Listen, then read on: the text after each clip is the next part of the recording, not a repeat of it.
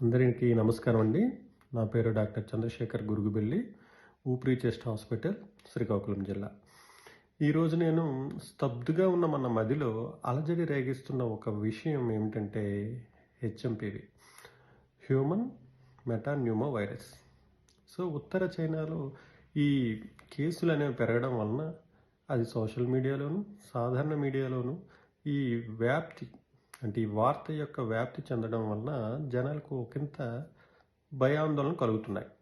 So ఎప్పుడైనా మనకి తెలియని సంఘటన జరిగినా, తెలియని ఒక విషయం జరిగినా ఒక రకమైన భయం ఏర్పడుతుంది.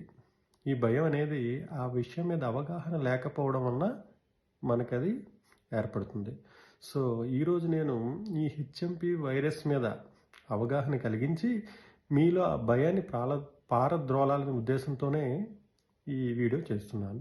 సో మొదటగా మనం సాధారణంగా ఈ శ్వాసనాళ వ్యవస్థని ఎఫెక్ట్ చేసే, దెబ్బతీసే వైరస్లు ఏంటి అనేది ఫస్ట్ తెలుసుకుందాం.